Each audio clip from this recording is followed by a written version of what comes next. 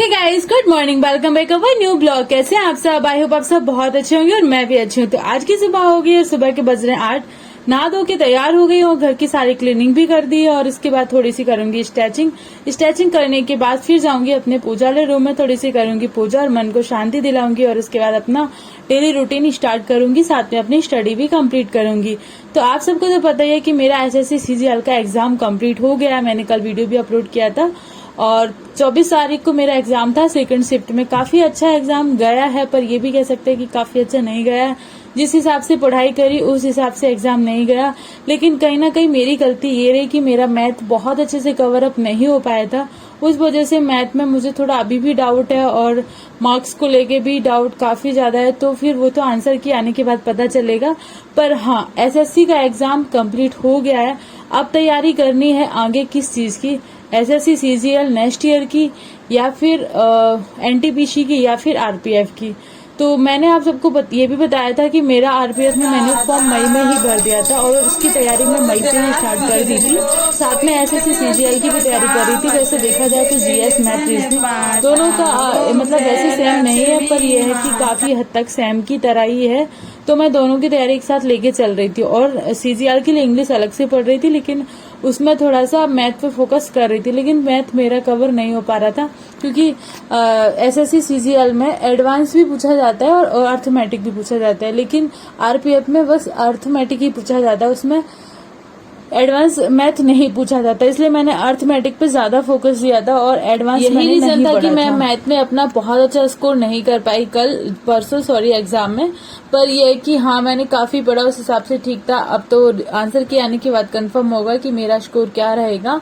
पर यह है कि हम खाली तो नहीं बैठ सकते क्योंकि हमें आदत भी हो जाती है जब हम स्टडी करते हैं और डेली रूटीन से करते हैं। मतलब सुबह से शाम तक आपका पूरा सारी चीजें मतलब सुटेबल होती है कि आपको किस टाइम पढ़ना है, किस टाइम आपको अपने घर के काम करना है, आपको कितने बजे उठना है।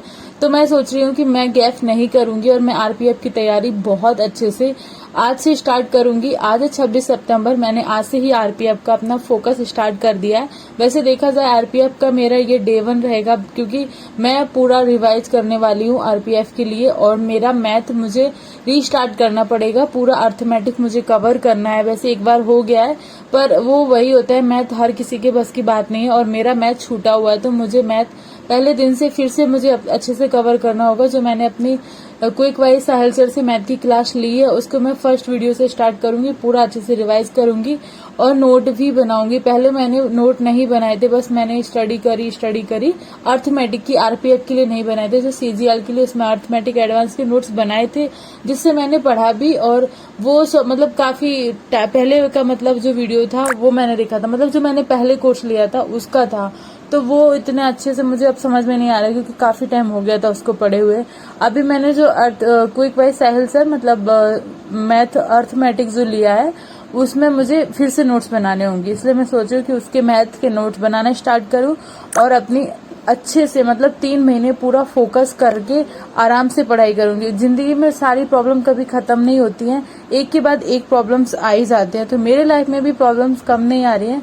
मैं आज नहीं बताऊंगी, कल वाली वीडियो में बताऊंगी कि मेरी लाइफ में प्रॉब्लम क्या चल रही है, क्योंकि मुझे बहुत ज्यादा कंफ्यूजन हो रही है कि मैं वहां जाऊं कि ना जाऊं, या फिर घर पे रहूं, या फिर दिवाली पे जाऊं, या फिर जनवरी में एग्जाम के टाइम ही वहां पे जाऊं, क्योंकि यूपी मुझे अर्जेंटली जाना पड़ेगा। पर मैं कोशिश ये कर रही हूँ कि मैं ना जाऊं यूपी, क्योंकि मैं अपना पूरा फोकस देना चाहती हूँ आरपीएफ पे और इसी बीच में मुझे लगता है कि मैं कहीं भी ना जाऊं, मतलब अपनी 3 महीने की स्टडी अच्छे